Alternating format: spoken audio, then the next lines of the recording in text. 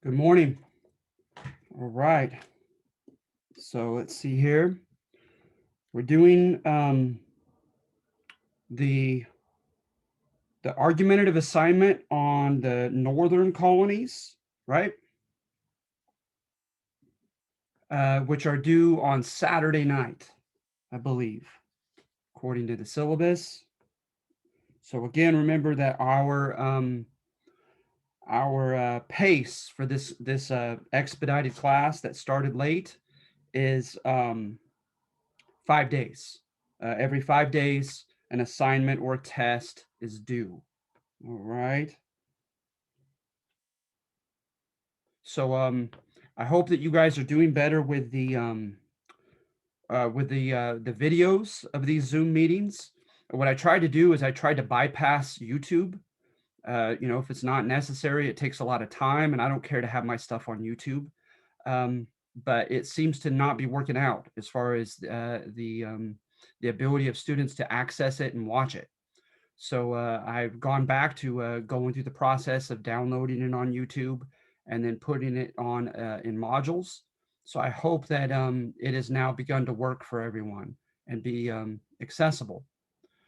Before we begin, no problem, Jeff.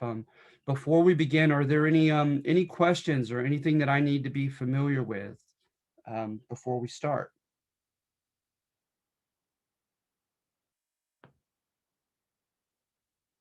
Okay, thank you.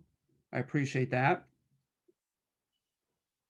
All right, and so we'll go ahead and kind of jump into it. Okay, so with the northern colonies we have here, right? We have some standard court history at first, right? Remember, court history implies uh, American exceptionalism, that we are exceptional, we're special in a superior manner to other countries, right? And so part of that we got as children with the Pilgrims, particularly in 1620, going into Massachusetts, into Plymouth. They the notion that they were idealistic, right? Whether you agree with them or not is a whole other can of worms.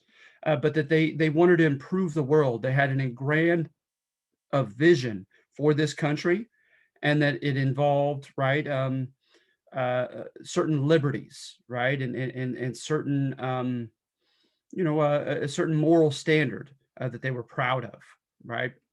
And so, at any rate, with the Pilgrims, right, they wanted to separate from the Anglican Church. There's a lot of religion with this topic, right? That's pretty much inevitably intertwined with it. Remember that with the Protestant Reformation, they contested, right, many of the Protestants, that the Catholic Church had abused the verse in which Jesus said to Peter, "On this rock I'll build my church, and whatever you loose and bind on earth shall be loosened and bound in heaven." Right? Some of them, contended against that notion of the apostolic succession of the Pope, right? Of him being a successor to Peter and to those, quote, keys allegedly given him by Christ in the New Testament. And from that, right, they felt like the Roman Catholic Church had taken too many liberties and becoming very independent from and veering away from biblical principles, right? So when the notion of authority, the Protestants were really big on sola scriptura, right? Only scripture, going based only upon scripture and not the worldly human clergy, right? And clerical authorities and hierarchy. And so, at any rate, right, despite piggybacking off the Catholic Church for virtually 1,500 years, right, in Western Europe, the Protestants felt as if they wanted to get back to a, quote, pristine and biblical worldview, practice of Christianity, going back to like the Book of Acts in the New Testament, right? And of course, the Book of Acts. I don't want to go into a foxhole or a rabbit hole here, but you can find evidence of various forms of church organization in the Book of Acts, which just makes this more contentious and messy as a subject. But to the many Protestants, right, Um, they didn't believe in the or in the Presbyterian or Episcopal form of church organization, with an archbishop and a bishop, uh, um, and bishoprics, right, and dioceses that the Catholic Church had. So many of them wanted to be ruled instead, in some cases just regionally by a board of presbyters, right? In some cases congregationally. They wanted each church to be independent in and of itself, right, as its own entity. And so they went away from they protested the hierarchy of the Catholic Church for those and other reasons, right? They also, right, if it was not explicitly stated in the Bible, as far as a liturgy, a type of church practice, right, during church worship organization, they discarded it. Some of these, somewhat more hardcore Protestants going against the Catholic Church starting in the 1500s. And so they were against, right, like the with England, for instance. Henry VIII could not get his marriage annulled to Catherine of Aragon, and so he broke away from the Catholic Church, right, and from the Pope, and formed the English or Anglican Church. But everything else he virtually kept intact, as far as liturgy, as far as the sacraments, as far as the hierarchy of archbishops and bishops and priests, etc., right? And also as far as doctrine, doctrine, of course, was challenged by the Protestants, right? They they had a different view of soteriology, of the study of salvation of the human soul, right? And they felt like they went along by and large with Martin Luther, right, the Protestant rebellious reformer of the 1500s in Germany, who contended, right, that he had had an epiphany in which he looked at verses in the book of Romans and the book of Ephesians, of verses written by particularly St. Paul, contending that salvation is a free gift and that Christ did everything that was necessary for a sinner's salvation on the cross, right? Dying a substitutionary death, giving his righteousness to the sinner, taking the sinner's sinfulness and taking the punishment for that sinner. And all the sinner had to do was to have a born again experience and receive that gift, right? Accept that gift. And of course, with Catholic soteriology, you look at the Council of Trent, and the Catholic Church stood its ground and stated that an individual salvation is based upon grace and faith, right? As with the Protestants, plus works, right? That the human being has to do more than that to as far as his or her end of the bargain, if you will, in participating in his or her salvation. And so then you have problems like with the notion of a purgatory, right? That has been buttressed or claimed, right, to be supported by the second book of Maccabees. And the second book of Maccabees, as well as other six books, right? What is it? Tobit, the books of wisdom, etc. The first and second book of Maccabees, at the Nicene uh, synod, if you will, right? In the 300s, you go back to the 300s, Constantine, the emperor of Rome, who embraced Christianity and lifted the Roman ban on it. Again, I warned you, a lot of religion today, right? Um, at Nicaea in Turkey, they put together the Bible, right? They agreed upon books that were to be considered canon, holy scripture, and they threw out many books that they considered not so, right? But with seven apocryphal books, it seems as if there was kind of a middle range that they put them in. They separated them from the other 66 books, but they did not throw them out either. And they wanted them to be as a separate group of seven books, continued through tradition. And so, of course, with the Protestants, looking at the second book of Maccabees, looking at evidence for people praying for the souls of the dead, and perhaps there being a third spot um, for people's souls to go to besides heaven and hell, right? Of course, Martin Luther and other Protestant reformers or protesters, they threw that out. They threw those 7 books out, and because obviously, right, that doesn't go with the notion of salvation being a free gift that you cannot earn but just simply receive. If there is still work to be done in a place called purgatory for your soul, even after death, right? And so, and also, as you're probably familiar with, if you have a Christian background, the Catholic Church held on to the Book of James, right, where he says that faith without works is dead. So, at any rate, the Catholic Church stood its ground, but with the Protestants, right, they fought against the apostolic succession, right, the notion that Peter had given the keys to the church that were given to him by Christ, that he had given them to a man named Clement of Rome, as his successor as the bishop of the Church of Rome, and then hence the leader, the Bishop of Rome, who continues to be the vicar or representative of Christ. They challenged that. They challenged again the idea of soteriology, how you're saved, and claimed that it was virtually by faith alone, a gift that can't be earned, and so hence no works, and hence, of course, the sacrament known at that time as penance or reconciliation today, right? They threw that sacrament out. Um, they also, on more minor, I don't know if I would say minor, but less, pivotal issues that had major repercussions as far as following the Catholic Church or leaving it, obeying it or defying it.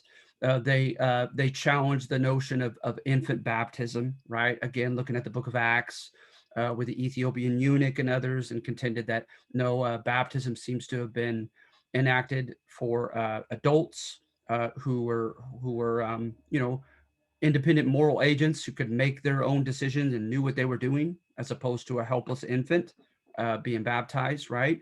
And so it got down to, into, in some cases, what outsiders would consider minutiae, right? Like little details.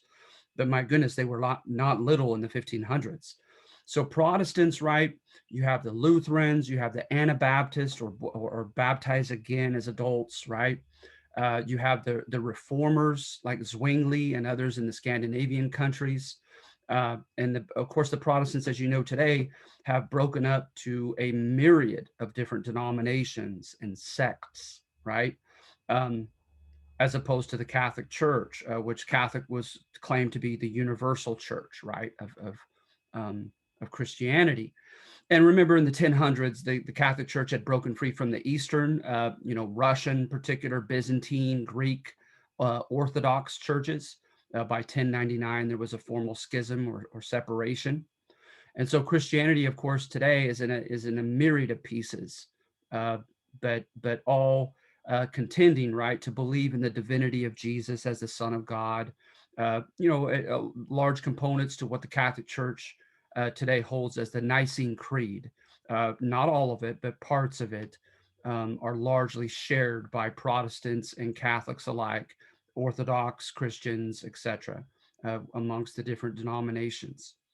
So at any rate, but to the Protestants, right, the hardcore Protestants, this was a matter of either following a mere man, the Pope, and largely a man-led organization in the Catholic Church, or following, the Bible and God Himself, right, and going back to biblical practices and beliefs, etc. So to the Protestants, they, especially the separatists who wanted to separate from the Anglican Church, they were pretty hardcore by many secular modern standards today, as far as their religious practices, as far as what they considered a big deal, what they were willing to sacrifice in fighting and having schisms and separations about, right? And so the separatists, they felt like the Henry VIII and the Anglican Church was basically diet Catholicism, right? That they all they did was break free from the Catholic hierarchy of Rome, but in every other way they stayed Catholic, right? So they wanted to continue and carry out the ideas of the Protestant Reformation to their full extent, to their logical conclusion, right? And so they, it varies from account to account, But when you look at like Queen Mary of Scots of England, when you look at Bishop William Laud, Laud, of Canterbury of England, you find in Protestant historiography somewhat convenient villains, right? Who incarcerated, in some severe cases, publicly executed Protestants who were not willing to toe the line with the Anglican Church, right? And then, of course, with William Laud and others, for instance, they had something called the Book of Common Prayer that was to be followed in all liturgy throughout all masses or religious services throughout England, right? And of course, again, they involve things that were you cannot explicitly find evidence thereof in the Bible. And so hence the hardcore Protestants said that you're not to do them. And of course, you're probably familiar with one of the key things, right? Is that to the Protestant reformers, right? They took the what is it, the second commandment very seriously, that you shall not make a graven image of anything and certainly not pray to it or worship it in any way. And so of course, they claimed that the Anglican and Catholic Church was guilty of idolatry. And of course, they felt, right, that they had had the keys given to them from Peter to bind and to loose, that they had the practical necessity of imposing a sense of awe and piety to the common people who were illiterate throughout medieval time period. And so hence that was like some their only direct ways of sensing the awe of God and of the saints, etc., right, was through iconography, icons of religious leaders and holy figures, right? And so, at any rate, with the separatists, they began to be as well as the Puritans, those who wanted to stay in the Anglican Church but change and quote purify it and make it more Protestant, basically, right? They both, to varying degrees, were, by today's standards, were persecuted. They had some citizenship rights taken from them. They had their printing presses taken from them. Some were arrested. Like I said, in some supreme cases, they were even executed. Um, and so the separatists, right, they went to Leiden, a liberal college city in the Netherlands, Lei, or sometimes Ley, spelled Den. And in Leiden, right, they stayed there for just a few years, and then from there they decided to go to present day Massachusetts. They, as well as a group of strangers, of those outside their church, united economic forces in a joint stock company form to be granted a charter of to some people they think of relatively large autonomy in that charter, giving them a lot of independence politically to do their thing over in Massachusetts. And so the Pilgrims came, right, in 1620, and not really. I think there were, what, 44 Christian men, heads of their households and members of their separatist church, who signed the Mayflower Compact, right? They agreed to agreement to agree to a government amongst them, right? And so when they came in, there weren't many more than 100 people coming in 1620 there, the coast of present day Massachusetts. And then 1630, 10 years later, the Puritans will come. They come in much larger numbers. It won't take long at all, and they'll have over 3,000 people. They settle largely in present day Boston.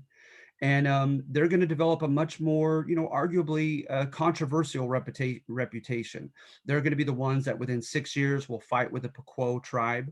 They were going to be the ones who will have the Salem witch trials, right, and other things that mark them out in a more contentious light in the history sources, right? But going back to the Pilgrims, right, their main leader, who was time and again elected and wrote their key primary source, wrote a book on the occurrences. And of course, you have to consider the source when you read his book, right? Was William Bradford.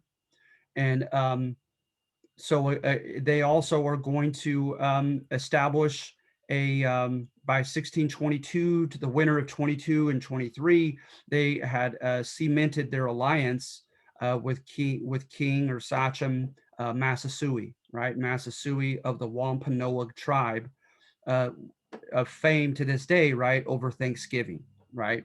So they meet him. They have a treaty, alliance of relative equality uh, as far as the terms and what was expected of each party, which was anomalous. That was out of the ordinary for them to do so.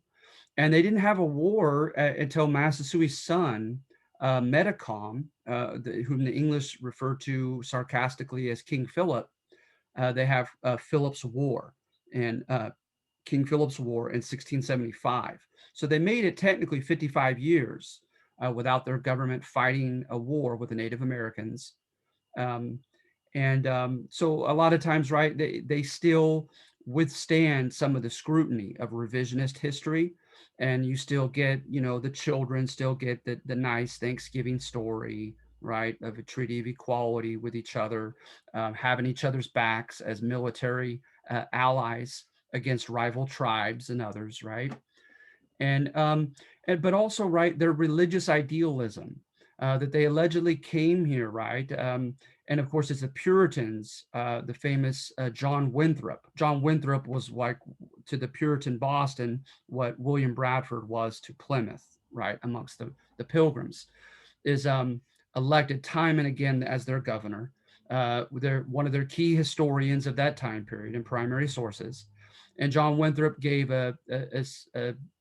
quoted a Bible verse that Christians were to be the city upon a hill, right? Where Christ said that you don't put a lamp and you don't light a lamp and then cover it in the darkness, but you let it glow and shine on the darkness, right?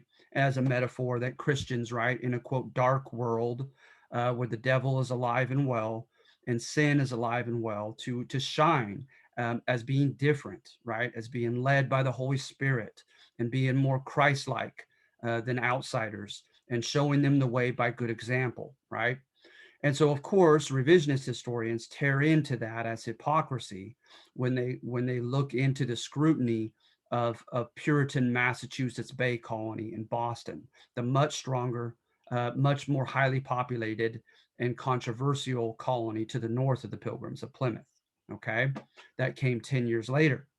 So with them again, you get notions, right, that the revisionists, give us a lot of stuff to chew on that's negative. And so you're going to see that contrast in numbers 1 and 2 of this handout. Okay. Number 1, think of it as court history. Like you see there in the title, Puritan New England was, quote, progressive. It was ahead of its day, right? It was at the forefront of change and modernity. And it had a lot to boast as far as the precedents that it established in the colonies, right? And so for one, right, you look at the General Assembly, you look at the New England Town Hall meetings, and you could argue, right, that relative to the South, relative to Dutch New Netherlands, that Puritan Massachusetts Bay, as well as Plymouth, Pilgrim's Plymouth, were a little bit more democratic. They had elected reps, right, that they elected to serve as, kind of a, church and state in many ways were wedded together as their church leaders, their select men and elders, and also as their city councilors. And of course, the governing council, right? They had a lower and upper branch under their governor. And so, at any rate, they had a Republican form of government, a mixed government that was partly democratic, partly aristocratic, and partly monarchical, right, with a chief executive in control, but who was elected, right? By the time of the War for Independence, they're going to boast, right, that their lower house, the democratic facet of the republic, right, their house of their assembly, which generically would be called, right, by the time of the War for Independence, that their assembly was arguably in many ways preeminent, even over the handpicked council of the governor and even over the governor himself. They could control his salary. They could oust him. They had to approve and come up with taxes and legislation, had to pass their branch, right, their democratically elected branch. And they're very proud of that. And also religiously, right, within the churches. The churches were autonomous virtually. They didn't have presbyters or bishops over certain regions and multiple churches. So every church elected the members at least, directly elected their own pastors, and directly by popular vote could oust them as well, right? And they were proud of that. The selectmen had short terms and had to be reelected by the church members, and they would have regular kind of synods that were open to all church members to come in and make decisions. Everything from theological issues to practical town issues at these town hall meetings, etc. Right? So they were proud of all that. They also were big on the freedom and God's alleged intention that every individual, every human being should read the Bible for him or herself, right? And not have it, quote, autocratically interpreted for them by clergymen. And so, hence, they were for having public schools. So they had it long before this law was enacted. It just finally became um, you know, uh, systematically carried out at the entire colony level. And that was the old Deluder Law of Massachusetts Bay Colony. And it mandated that any town of 50, um, oh gosh, I believe, is it 50 families or 50 people? Shame on me for not remembering. But you have to have a certain number, and the number was 50 of something. They mandated that you had to open a public school for the children. And as stated in Alan Brinkley's textbook, literacy was the highest by far in the New England colonies. Now, I say New England interchangeably. You see that map there, right? So you have Massachusetts Bay and Plymouth, most famously. Then what was considered basically the frontier is everything else. Connecticut and Rhode Island beneath it, right? And New Haven, as well as New Hampshire and Maine above them. And at one given time, at least once, they were put under English control. They were punished. It was definitely a punitive chapter, especially for Massachusetts Bay. And they were collectively put under one military governor for a short period of time who had power to declare martial law and everything. And punish them as far as their representative bodies having much of a say during that time. And so collectively, under the leadership of the single English governor, it was collectively called New England. And so it's kind of ironic. They're proud of that term, but that term at that time did not mean anything good. But that's so if I say New England, I'm just using a collective term for all of these colonies up at the top of the country, okay, in the northeastern coast, because by and large, demographically, etc., they were I don't know if I would say homogenous, but they shared a lot of commonalities in their origin, in their culture, in their religion, and in their political persuasion, etc. Right? Also, David Hackett Fisher has a book called New Albion that I've mentioned before. Demographically, many of these people who settled into these areas were not gentrymen like you found in Virginia and Maryland, right? Who were fleeing during the English Civil War of 1642 to 49, but just the opposite. They were pro parliamentary, they were pro Puritan or separation from the Anglican Church, right? And they were largely not gentrymen, but members of the bourgeoisie, the people of the city, right? Bristol, Liverpool, London, etc. Artisans, skilled workers, merchants, right? Small entrepreneurs or business owners, etc. And of course, many of them came here and farmed, don't get me wrong. But demographically, a lot of them were people from the city and this new burgeoning middle class of England, right? And so, hence, they were according to this book, right, is they identified themselves as you see today, right, with San Francisco versus Modesto, etc., right, is they held themselves to be more progressive than their rural or agricultural counterparts. That people of the city, people connected to this growing mercantile economy, right, that was becoming more and more globalized, that they were proud of that and they identified with that as being at the forefront of changes in history and modernity and what was considered modern and progressive, right?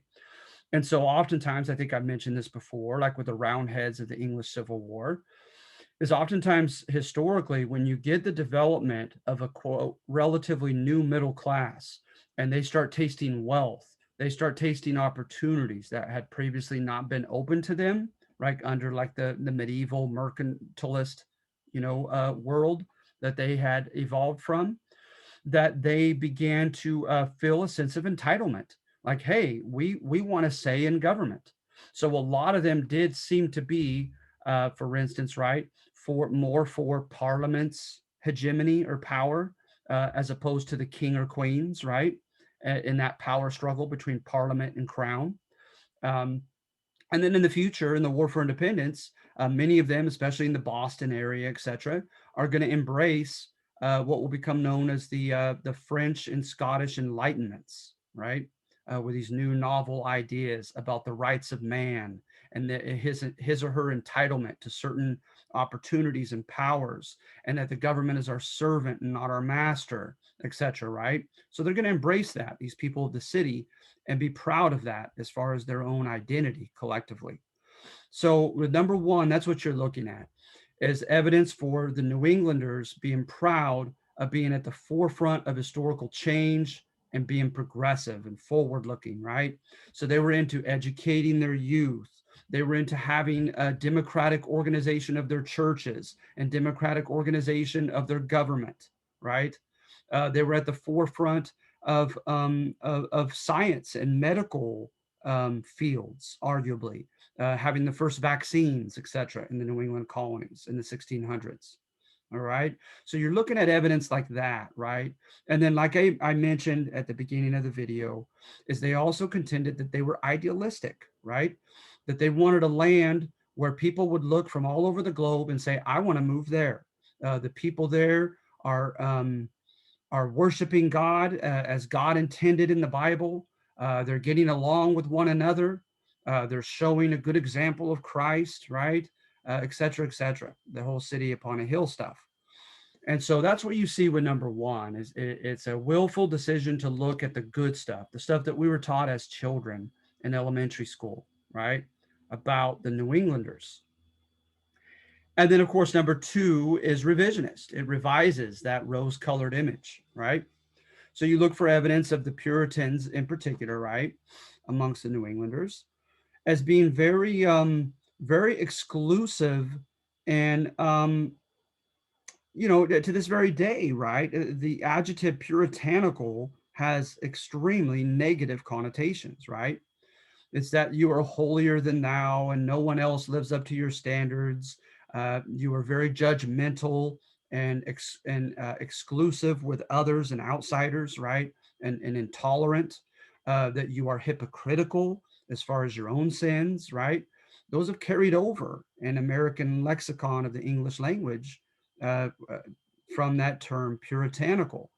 And so revisionists run with that image of them, right? So you look for evidence of them, right, as far as church membership and political leadership, very, very exclusive, right? You had to prove to the authorities that you had been, quote, born again, as Jesus told Nicodemus you had to be to go to heaven.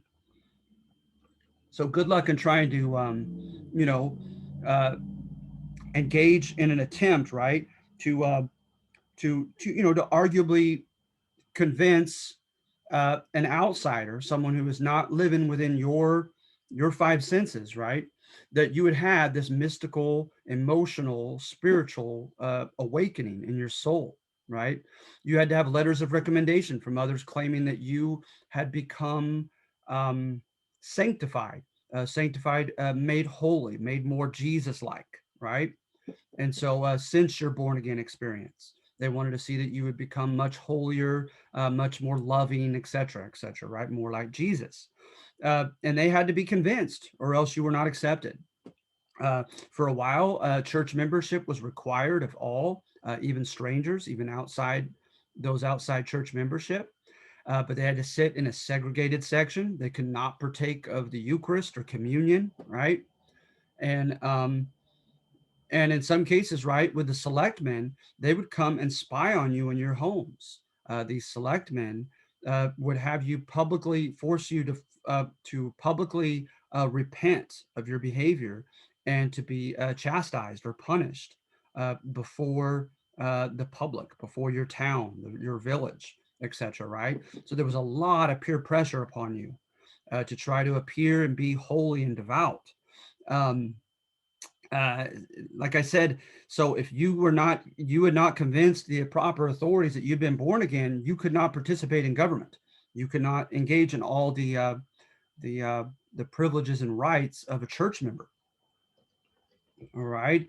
Again, remember the Salem witch trials. I have a section there. Take a look at those with two young girls, right? Supposedly trying to divine what men they were going to eventually marry in the future. Get an image of them through the house servant Tituba, who was from the Dahomey tribe that had practiced voodoo, and she tried divination, a thing with eggs in a jar, and after that things got really weird, very strange, and just read about the reaction of the authorities, of the public, of those who were accused. It became hysterical. It became irrational. It became tyrannical, right? With about 20 people dying, losing their lives to this from 1692 to 1693. And then, of course, look at the manner by which the New Englanders treated um, the uh, the Native Americans, right? As I mentioned, right, I was very selective in my data. Yes, technically from 1620 to 1674, 75, 54, 55 years, the Pilgrims had peace with Massasoit's Wampanoag Confederacy of tribes, right? But when they did go to war, his son Metacomet, who they derisively called King Philip, like he as if he were King Philip of the Second of Spain, with all his pretensions of his own power. Um, he uh, he supposedly, right, had reason to believe that the newly elected governor, Josiah Winslow, Edward Winslow's dad, ironically, I say ironically because Edward Winslow was a big, according to the primary sources, a big bridge of peace between Massasoit and the Pilgrims in the first generation of the 1620s. But now his son, Josiah, was alleged to have poisoned and murdered the Christian name given to Massasoit. One of his sons was Alexander, Philip or Metacom's brother. So he had reason to believe that the newly elected governor of Plymouth had killed his brother, right? And then also mainly, according to the pilgrim sources themselves, as they contend that there were, quote, petite injuries, right? Small injuries, which of course they discounted deliberately, right? Because they were the ones to blame, ostensibly. Petite injuries done over land. Again, just look up the Connecticut River Valley and you'll find evidence in case after case of the New England authorities allowing squatters, English squatters, to go into the Connecticut River Valley when it was already claimed by the Narragansett tribe and other tribes of that area, and they did not want to sell it. It was very lush, very fertile soil, good fishing and hunting there, good rivers for uses thereof. And so that for various obvious reasons, the natives did not want to give that land away. And the English arguably just bullied themselves through numbers, time and time again, generation after generation, of more and more squatters whom the Native Americans were unable to extricate, to kick out. And so you find evidence of the general council at Boston, right? And the governor of Plymouth and his council and assembly of them generally turning a blind eye and giving lip service to the Native American tribal leaders and doing nothing about this infringement upon their territory. And not to mention pressure. Medicom, for instance, right? Literally signed over about almost precisely 100 certificates of land sales. Just he himself as a leader of the Pokanokets and of the Wampanoag Confederacy.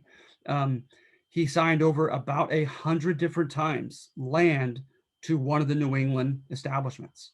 And he felt and contended that he was being outright um, almost nothing short of extortion, of being extorted, being threatened if he didn't sell this land.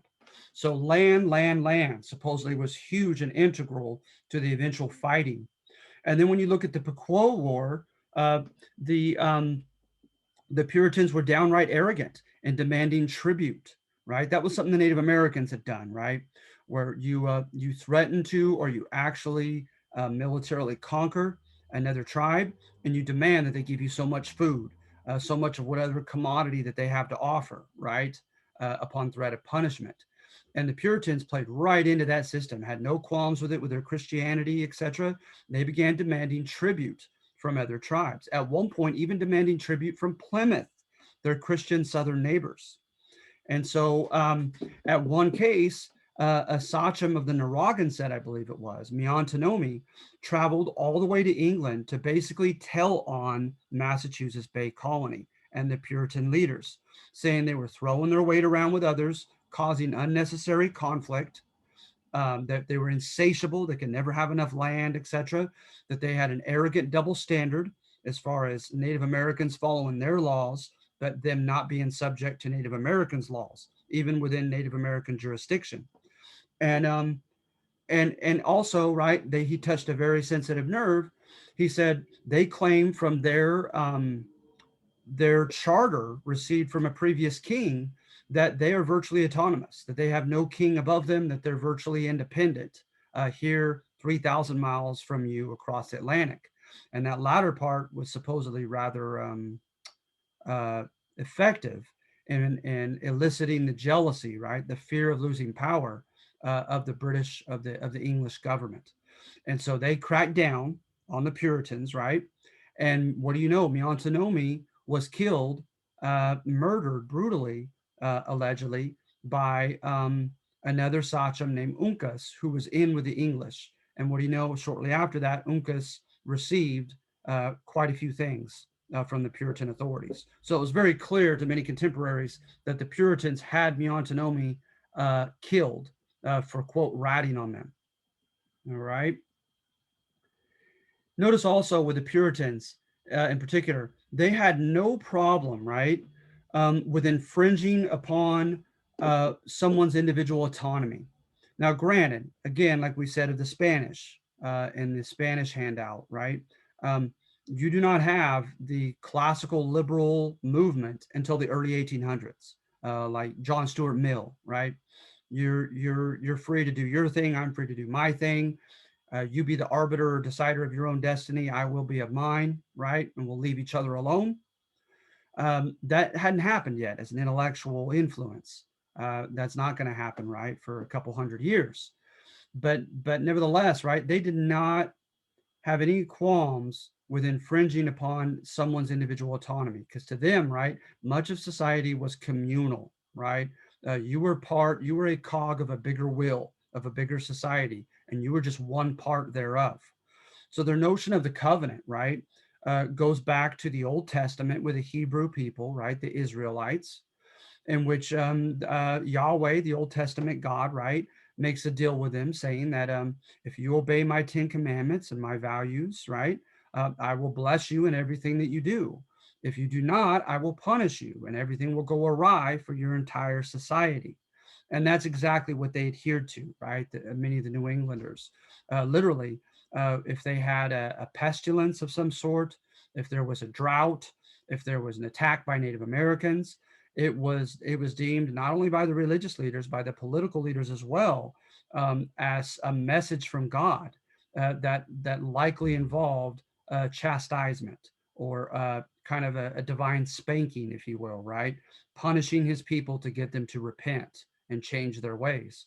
They would literally declare days of fasting where it was illegal to even eat anything, that you were spend the whole day praying and fasting, et cetera, et cetera.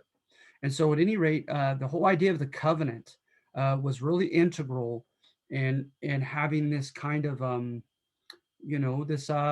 this somewhat by today's standards coercive, even tyrannical atmosphere. And then, of course, right, there was no room, according to revisionist history, to dissent, to disagreement. So look up Anne Hutchinson, a woman, right, at this time period, having her own Bible studies, suggesting that not all the authorities of Massachusetts Bay were true born again Christians, but that some not only were not born again, but that they secretly were placed there by the devil to lead people astray, right? The king of deceit. And so there was an obsession with the devil, and that played into the Salem witch trials for sure, and their culture, right, and their religion. But at any rate, with Anne Hutchinson, right, she was told to recant. Repent is to change your behavior. Recant, arguably, is to change your thoughts, your religious beliefs, to make sure that they were in line with the governing authorities, right, with those of the governing authorities. And so she refused, and they ousted her. And so she had to go to Dutch New Netherlands or New York, and she went to the island of Manhattan, and there, unfortunately, she and her family were slaughtered by Native Americans.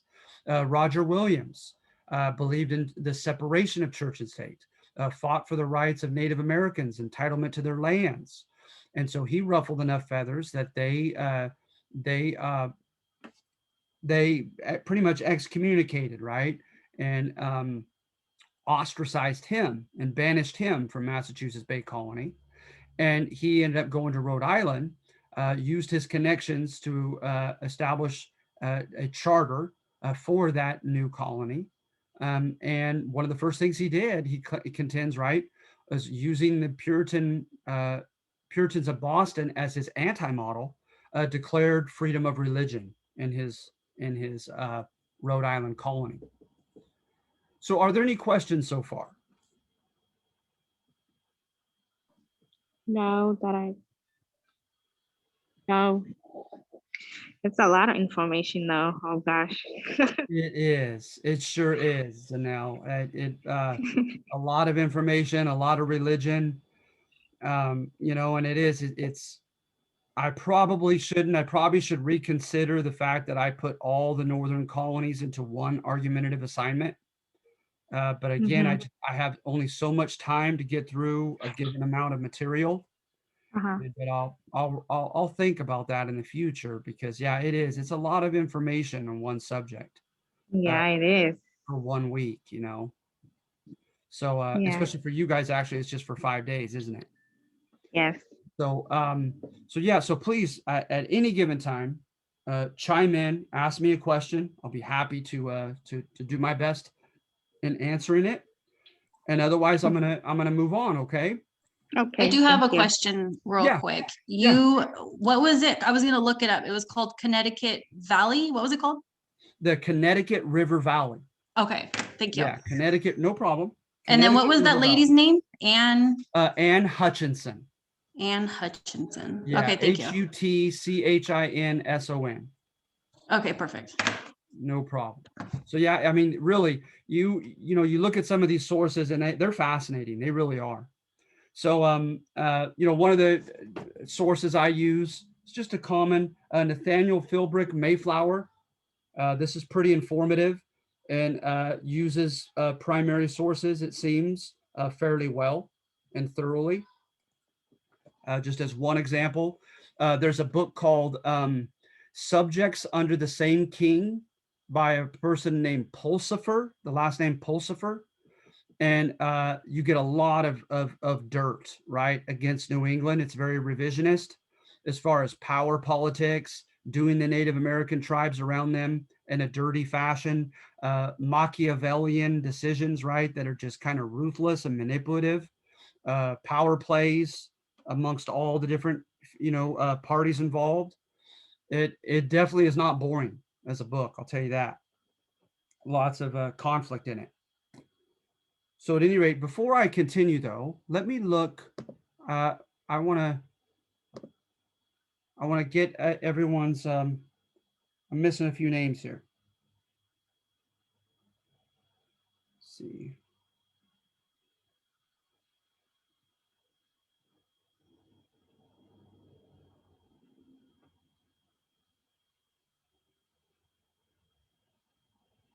Thank you for your patience. Just want to make sure everyone gets credit. Okay, perfect. All right. So, moving on to Pennsylvania, okay? With colonial Pennsylvania, court history has done pretty well as far as holding its own against revisionist attacks, right? And I'm not saying that's good or bad. I'm just saying that that is what that is. Is, you know, some of the old romantic history we're taught as kids has somewhat stuck when it comes to Pennsylvania. And if you've read this next number, you may know why. Is for instance, right? They do Great Man History of William Penn. Okay, remember, Great Man History just says we believe a lot of things in history have happened the way that they have because of the influence of key leaders. That's all Great Man History is. So, looking at Great Man History, focusing on the leadership of William Penn, you could find evidence, right, of um, of an alleged change in this man's life, right? And that's what we go with, is I'm giving you that court history on number 3, right? Really trying to praise this guy. Is supposedly, right, there was a stark contrast in the biographies between the before and after of his religious epiphany or his religious conversion to Quaker Christianity.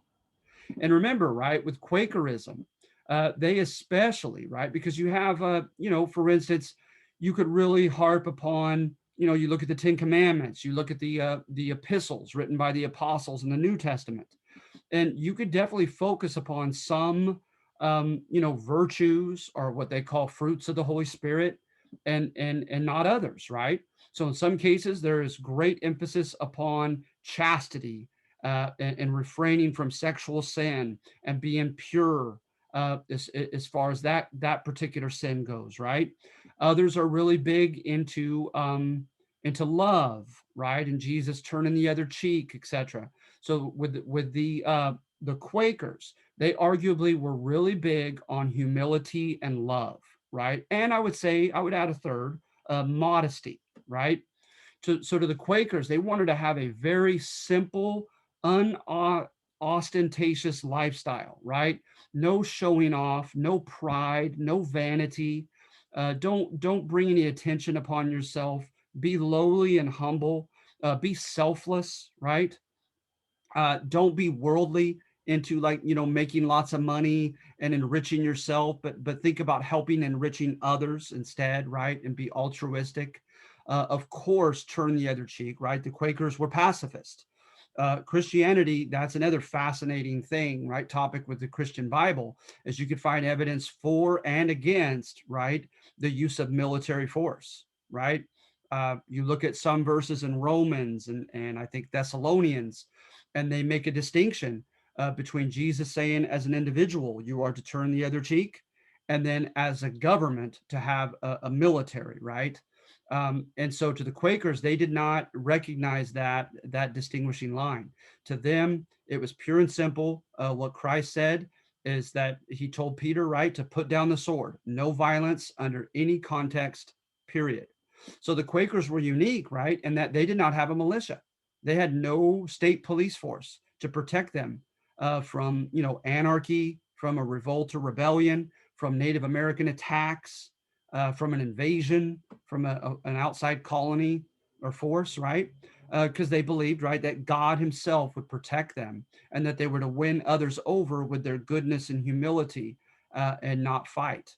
So with the Quakers, right, when you just look at their denomination itself, you know, there's a romance to it, right? There's an intrigue to this particular denomination. This is the denomination that William Penn will embrace. And before, like I said, in his biographies, he was seen as being just the opposite, being very vain, very self-centered, very prideful and boastful and ostentatious about his and his father's wealth, right? And that supposedly, right, he tries to undo all that, that there might even have been a sense of almost wealth guilt uh, within this powerful but now Quaker man. So at any rate, right, he is given by today's standards, right, what some historians would contend was near dictatorial power, like almost the power of a dictator, right? He was allowed to have any. So, for instance, in medieval style, he was the proprietor, the owner of all of Pennsylvania, New Jersey, and parts of Delaware, right? Initially. when he granted land to someone, they were granted Question the, or yes, comment, sorry. So would that mean he was basically like the governor of Pennsylvania when you say he? absolutely, Okay, absolutely. The governor and literally the private landowner, if you will, okay. of all of I asked Pennsylvania. that because just to help it make sense. No, absolutely. No, like I said, I love that. Ask me a question anytime. So at any rate, right? Their rights to that land was the old and the original patent was very old school, right? It was from the medieval time periods, and it was a right of soakage. You are not, even if you purchase the land, you were not the rightful owner. You have bought the right to use that land, and it's under the governor's name still, right? So such was like the economic, domination that was granted to William Penn from the get go, right? He had the right to charge rents to everyone, including land quote owners, right? Not just renters. And It was called the quitrent. And he was allowed to do that, right? He did not exercise that right. He allowed people to purchase land in some cases, and he actually gave out free land. He did not collect any quitrents or rents from any of the owners, right? So again, right, the Quakers were big on meekness. Whatever power you have, I think of like a big strong man holding a little baby, right, or a puppy. Whatever strength that you've been given by God, you are to show gentleness and love with that strength and never abuse it. So the Quakers were real big on that in their culture, right? So William Penn, ostensibly for the public to see, practices that meekness. And so he goes out of his way, right, to have literature, pamphlets, posters, etc., right, deliberately disseminated to some of the most marginalized areas of Europe, like Bohemia, Czechoslovakia, right, the German states, and areas where people are arguably oppressed, not just politically, but economically, as kind of like serfs working on someone else's land, right, as a serf. He deliberately tried to put the word out in those areas and tell people that his land of Pennsylvania will be a land relatively of economic opportunity if they could just make it there. And so when they did come here, to the first 150,000 people that were willing to buy just a simple homestead, right?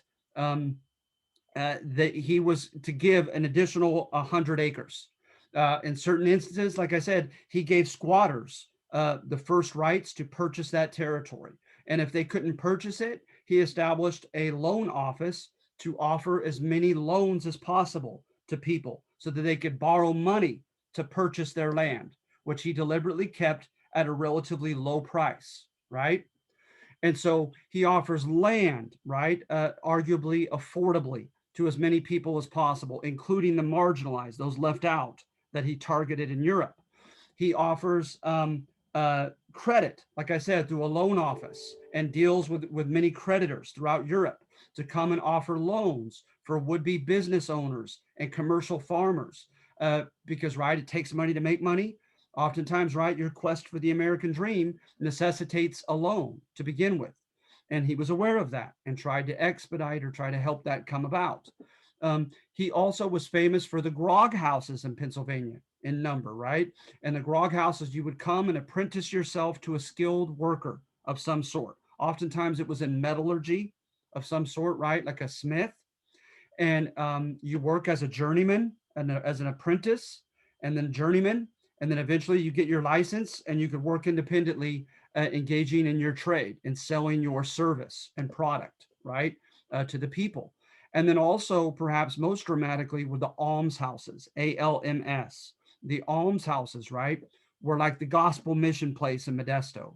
Um, they were a place where the homeless could come and get free quarter to stay in, to lodge, have free food and room and board, and they were to be taught a trade, and they were to try to connect them to some type of job to get them on their feet.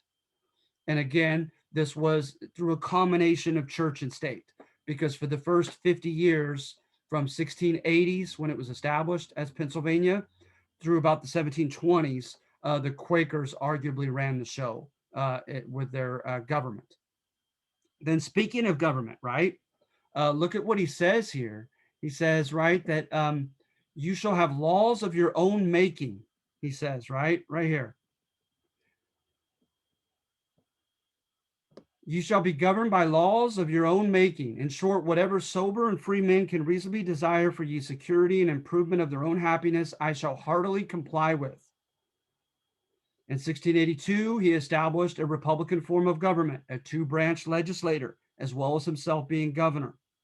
He limited his own powers as governor and proprietor, says, I leave myself and my successors or future governors no power of doing mischief, that the will of one man may not hinder the good of a whole country. So again, right, that alleged Puritan meekness, he demonstrated economically and he demonstrated politically in trying to deliberately make Pennsylvania a pleasant place to live, a place where there was economic opportunity and a place where the people had a voice in their own government. And then, of course, right, his famous Charter of Liberties was found within the 1682 Constitution, and that granted religious freedom to all inhabitants.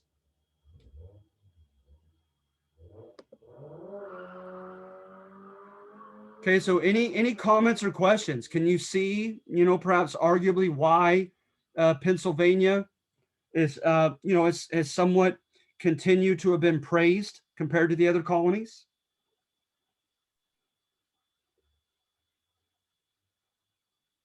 So look at it. Go ahead.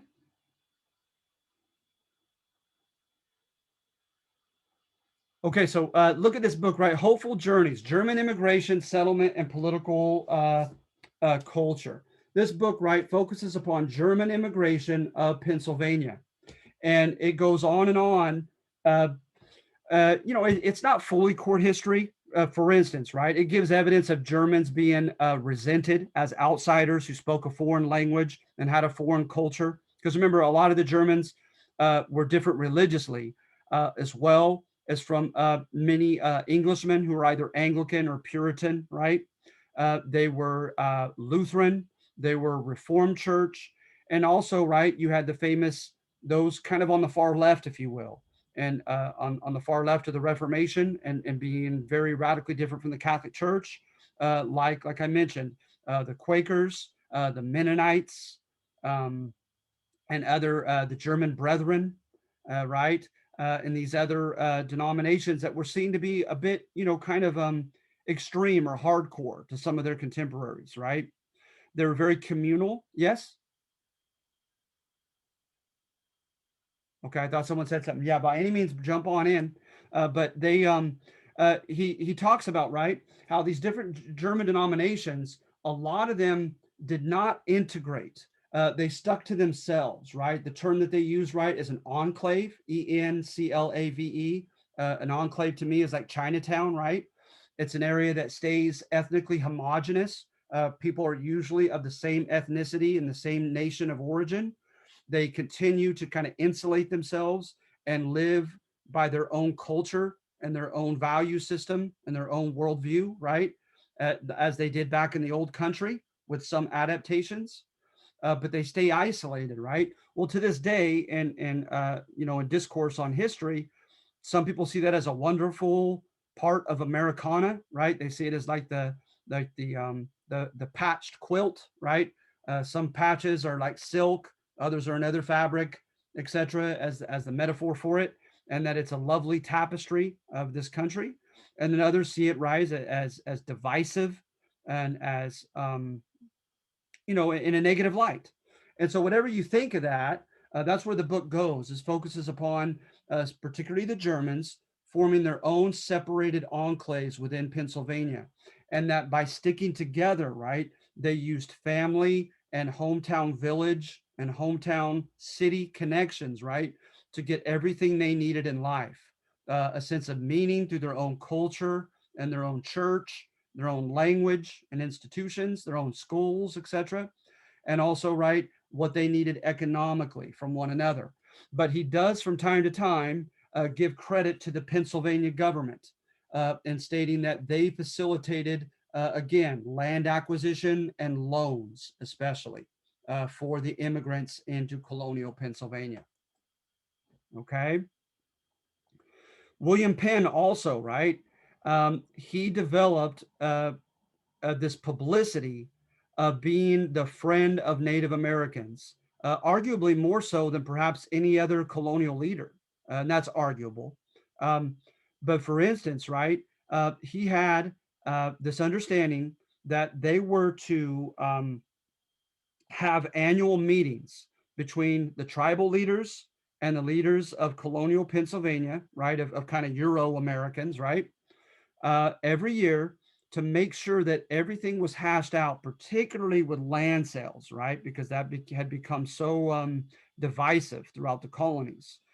You have those stereotypes for a reason, you guys, because they happened arguably quite often, according to the primary sources, whereby Englishmen, right, would swindle. You had one famous case amongst the Dutch in New Netherlands, where a guy told the Native Americans, okay, I will give you this and just cloth and beads, and almost considered by European standards useless commodities, right? I'll give you all of these if you will give me the amount of land that I can cover with this blanket. And the Native Americans, this is an anecdote, we don't know how historically true it is, but the Native Americans allegedly laughed and said, "You're on, right? That blanket's not very big." He he tore that blanket apart, right, thread by thread, and got it to cover like 2.5 acres, supposedly. And the Native Americans shook their head and said, "That man is the white devil." And so you have cases of that, right? You have primary source governor declarations saying, "You shall not give or sell or offer in any way alcohol to the Native Americans, especially to their leaders, and purchasing land from them," because supposedly that happens so often, where people would literally try to get the Native Americans drunk to exploit them, and in a deal, right, that was unfair, that was imbalanced, and buy a lot of land for very little price. So at any rate, with colonial Pennsylvania, they would meet once a year, one time in Philadelphia, the next year at the Rappahannock or Susquehannock capitals. Uh, and they would try to agree upon all land transactions, any points of discrepancy if either side had a grievance, right? And not to mention the procedures that followed: who spoke first, literally smoking the peace pipe, all of that, right, were Native American procedures. And as symbolically, William Penn followed their procedures instead of his own, as a sign of respect for the Native Americans and their leaders. So you have all that going on, right? And you have pictures of him smoking the peace pipe with these Native American leaders, and performing the edge of the wilderness ceremony, where he blew the evil spirits off of them from traveling through the Allegheny forest, which of course he didn't believe in as a Quaker Christian, but he accommodated them, right, as a sign of respect. But notice, right, he will continually get pressure from these different companies. And this is where it gets a little messy, right? Is, for instance, creditors came in with multiple visions and multiple facets to their business. They did not, almost without exception, they did not exist only by lending money to people and gaining it back with interest. They had their hands in other commodities and other fields as well, right? So when they came in, they oftentimes had a demand for land. So they would demand the old quid pro quo system, right? You scratch my back and I'll scratch yours. So they would tell William Penn, "We want evidence of clearance of a certain amount of acreage of land in a certain area before we'll come and promise you loans to at least 1,000 people," right? And so that was sometimes the deal that was made. Well, the clearance of the land, right? Land was usually inhabited by, or at least claimed by, either a Euro-American squatter, a Euro-American purchaser or renter, or a Native American, obviously, right? So the Native Americans, they were given, the pressure was put upon them by William Penn to sell as much of their land as possible, right? And so some of them derisively called him the man with the quill pen, the man who's always pressuring us to sign a contract to sell more and more of our land. And then as some of the tribes began to sell an inordinate amount of their land, right, and try to get involved in the commerce, particularly right with the New England, the middle colonies of Pennsylvania and New York, especially, you have the fur trade was huge, right? So those who wanted to get involved and enrich themselves on the fur trade, oftentimes for that short-term gain, made the long-term sacrifice of selling most of their tribal lands. We have evidence that William Penn knew that that would be detrimental to their future well-being, right? Them eventually becoming dispossessed of their own land. We don't have much evidence of him doing anything about that, right? So to some people, Native Americans to William Penn were a means to an end, that he selfishly took advantage of them, that he did not think and put their best interest in mind, right? But he put those of himself and of the Euro Americans of Pennsylvania ahead and even at the expense of the well-being of the Native Americans. So hence, right on this number, I depict William Penn as an enigma on number 4. So number 3, look for praise for him, surrendering a lot of power, giving a lot of opportunities, right, to the people, the Euro Americans of Pennsylvania. And number 4, look for evidence of what I just mentioned, right, of him him kind of manipulating and harming in the long run, right, the Native Americans and not showing much concern for their long-term well-being, particularly when it came to land ownership.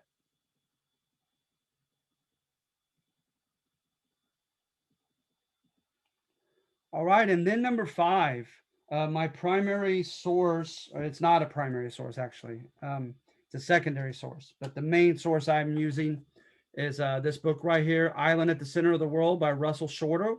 Okay, interesting book. It was a national bestseller on colonial New Netherlands from 1625 to 1664. Modern day New York was claimed by the Dutch, right? By the Netherlands, by Holland. Okay. And in particular, it was under the ultimate control of the Hague, right? Hague, the parliament back in the Netherlands.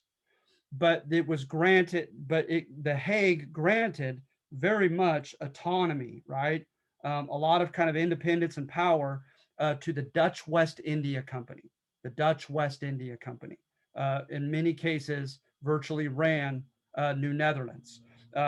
In their language, it's abbreviated as VOC. The VOC is the same as the Dutch West India Company. So at any rate, right? Can you yes. show that book one more time, please? Sure. The Island at the Center of the World by Russell Shorto. Okay, thanks. No problem. All right. But it's a very interesting book. A lot of conflict history, a lot of winners and losers, power competition plays, right? Kind of cynical analysis of different people out for their own interest, one party against another, et cetera, et cetera. So that's the cynical direction I went on number 5. All right. Look for kind of a cynical thesis is that the Dutch technically in New York were tolerant, right? We're tolerant of diversity, of ethnic diversity and religious diversity, right? But that they were tolerant for the wrong reasons. All right. So make sure you get that down for test 1. That in this subjective opinion of this handout, that the Dutch were tolerant, but not for the right reasons. Okay. So again, you look at,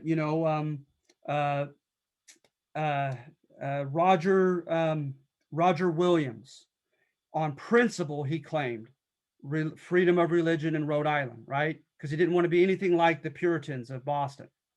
On principle, William Penn wanted freedom of religion for those in Pennsylvania. But to the Netherlands, right, the argument here is that was not on principle, that it was more out of pragmatic economic self-interest. Pragmatic economic self-interest. Okay. So look for evidence of there being popular prejudice against outsiders. For instance, you had the first major Jewish community outside New Amsterdam or New York City in Manhattan. Uh, and you're going to find the same stereotypes from the medieval time period up through the Second World War about the Jews being money hungry, parasites, killers of Christ, all those old school negative stereotypes you will find written down in primary sources in Dutch New Netherlands. The Quakers from nearby Pennsylvania were threatened, in some cases even killed, by the authorities for trying to spread their religion in the New York area. So hence intolerance toward Quakers and Jewish immigrants, right?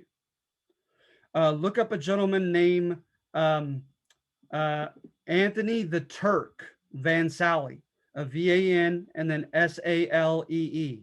Anthony the Turk Van Sally. He was a North African, near black skinned man, and there was a lot of resentment toward him. Uh, partly on behalf of his behavior. The primary sources indicate that he engaged in some sketchy behavior, but still you find evidence of them resenting him as a dark-skinned African Muslim outsider. And they were not happy in particular that he married a white wife. So here in Dutch New Netherlands, right, you have instances, nevertheless, in which the VOC, the Dutch West India governing board, decide, right, that they're going to allow toleration of these outsiders, but they're going to make it clear in the primary sources because they are contributing to the economic welfare of New Netherlands. It's very clear in some of the writings of the Dutch West India Company and some of their pronouncements. They made it clear, arguably, that their reason for tolerating them was because these people were helping the colony out economically. And you'll find it in that book if you should buy that book.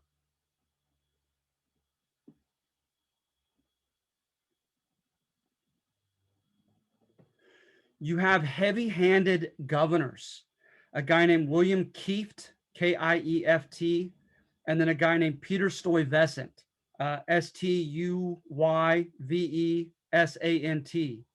A lot of resentment toward their rule as being intolerant, as being tyrannical and heavy-handed with their authority, and attempts, right? In some cases were successful to put a check on their power. So for instance, with William Kieft, he ended up being relieved of office, removed, punished by not only the Dutch West India Company, but by the Hague itself back in the Netherlands for abuse of power and for starting an unnecessary war with the Native Americans in New York. Stuyvesant is going to lose a battle against the famous Board of Nine. The Board of Nine was a group of people from whom came, right, a group that had been elected by the cities. So notice, any element of representative government came from the grassroots level of New Netherlands, not from the leaders. It was not the idea of the leaders to have democratic government of any sort, but it came from the demands of the people. They elected people, right? And then Governor Stuyvesant grudgingly said, fine, amongst those that you elect, I will agree and choose 9 of them, and they shall be like a lower branch of our legislature. Okay, so known as the Board of Nine. You also have the patroons, Patroon, whereby Governor Van Rensselaer, don't ask me to spell that, it's a long spelling, but Van Rensselaer, one of the first governors, he gave like these medieval little fiefdoms, right? Fiefdom, Like a medieval fiefdom is like you're the lord of your own manor. You could have your own laws on that in that area. You could have your own serfs that do and indentured servants who do the work for you, right? And it's good to be you, right? Almost an old archaic medieval tradition. These patroons were granted a lot of power and a lot of economic resources and a lot of land in Western New York. So my point being, right, is that when you look at the history, the short history from the 1620s to 1660s of the Dutch ruling New York, that you find a lot of power plays, a lot of old school leaders who wanted to lord power over people and only begrudgingly shared power, who wanted to give most of the land to rich, wealthy, connected Dutchmen, right? But yet they happen to become religiously and ethnically tolerant. But they did it, arguably, according to this book, almost begrudgingly, and simply because groups like the Quakers, the Italians, the Jews, right, were helping the Dutch West India Company make money. Pure and simple. And of course, right, one of the biggest money makers they had was through Fort Orange and Albany in Western New York, the beaver trade with the Iroquois Native Americans. They were selling beaver pelts at sometimes the beaver pelts will sell at a 800% profit margin. 800% profit margin. So beaver pelts became a huge moneymaker. But such is the the manner by which everything was contentious, arguably, in Dutch New Netherlands, that the story goes in 1664, when the English came in to take it over, that scarcely a person in New York City would arm himself and fight with and for Governor Peter Stuyvesant. He was so hated and resented by the inhabitants of New Netherlands that they virtually just handed the keys over to the English. All right, so are there any questions, you guys? That technically finishes the handout. I know it's a lot of information. There's so much more, some of which I know, some of which I don't yet on these topics.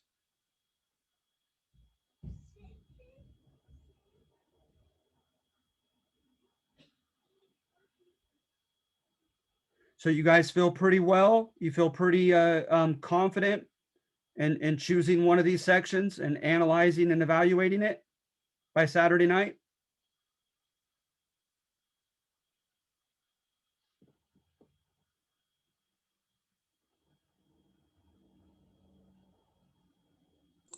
I do have a question. So for section number 4, like when you talked about land ownership, does that mean like there was wars with Pennsylvanians?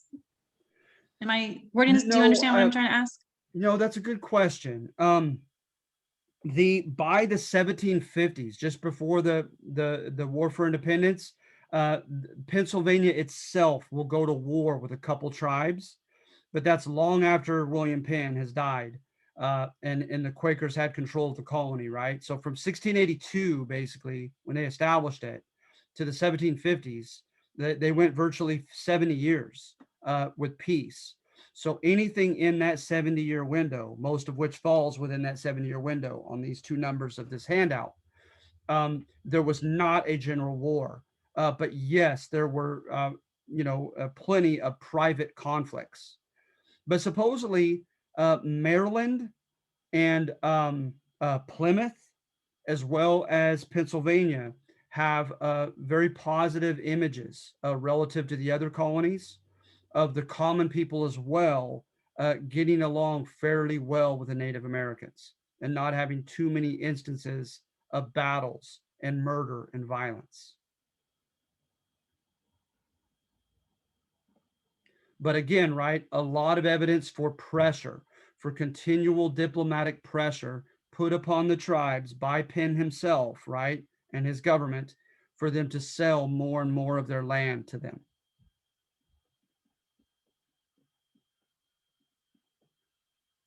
So it just, for me, it just sounds like William Penn wanted to take control, like he just wanted control.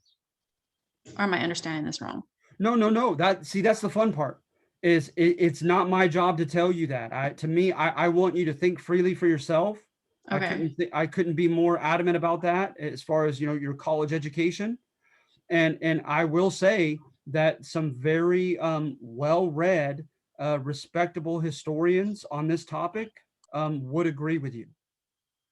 Yeah, because for me, it just seems like William Penn wanted control. And the more I read about him and on him, he had a brother too. And like the question I asked earlier about it being more of like a governor kind of thing, like him and his brother were the governors and taking control over everything. That's just what I'm getting out of all of it. Yes. Okay. Yeah, and no, absolutely. I mean, I can't say anything to refute that. What you said, that there's definitely evidence for that, Okay. for sure. Yep. So I try to be balanced and on just have just two different numbers. One, the first one, court history, just deliberately omitting that kind of stuff, right, and praising him and his alleged meekness. And then the next number, just kind of going after him more. And what you had written, I could have put that in there, and I apologize. I should have in the revisionist section, because you're absolutely right. There's evidence of him doing just that, with nepotism with his brother and his family, and with the Quakers themselves trying to maintain control of the government, as opposed to outside non-Quakers. Absolutely evidence for all of that. Yeah, exactly. That's why from reading everything and then in the book and just researching for this assignment on number 4, because that's what I was leaning towards, is that's why I'm saying I just feel like it's more he wants to be in control. Uh-huh. Oh, good. That, like I said, I want you to think for yourself. I want you to apply logic and facts that you come across to support your claim. And I look forward, Chetney, to seeing what you write. That's great.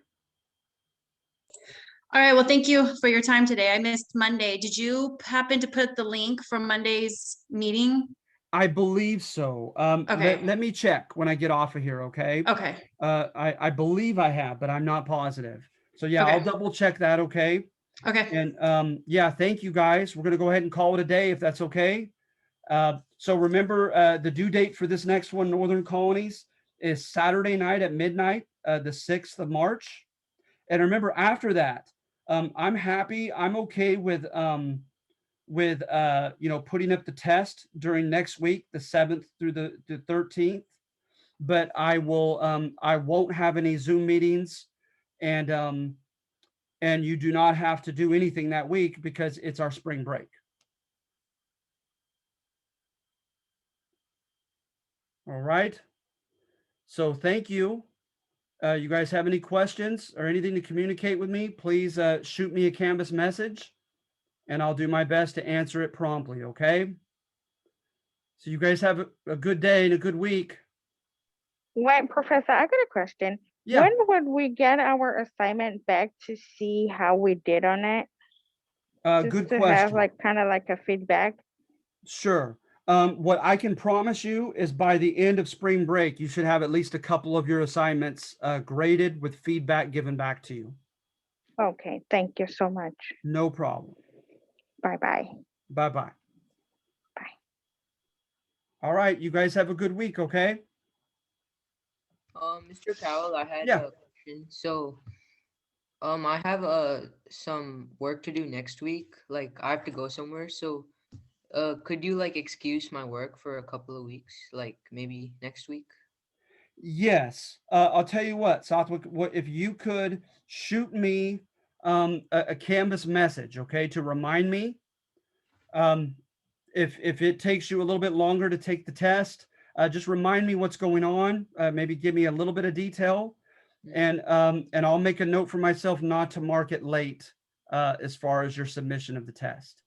Okay, thank you. Okay, Bye. you're very welcome. Be safe. All right, bye-bye.